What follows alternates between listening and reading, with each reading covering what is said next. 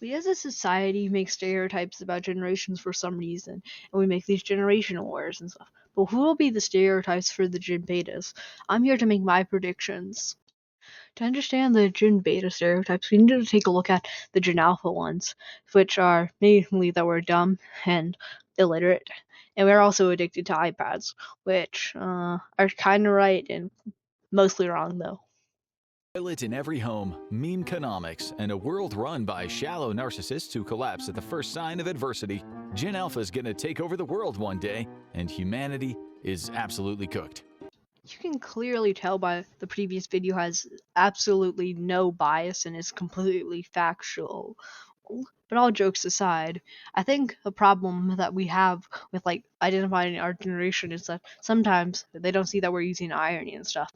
For example, when someone says, "What the skibbity sigma Ohio whatever," I don't think they're actually referring, and they don't actually watch Skibbity Toilet. It's called irony, which a lot of people for some reason don't really understand.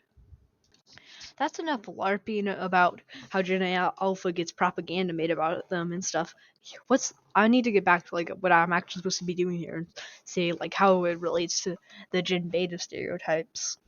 So I think early on in Gen Beta, they're going to be associated with like all the technology, like iPads and the stuff that's addicting. But I think later on in the Gen Beta stereotypes, maybe like when they're like in fifth and fourth grade, it's all gonna be about how they're too reliant on AI, which is well, they're probably gonna be more of less reliant, but I think the word would be utilizing AI better than any previous generation and stuff. And some people will get mad at that, which people always do for some reason.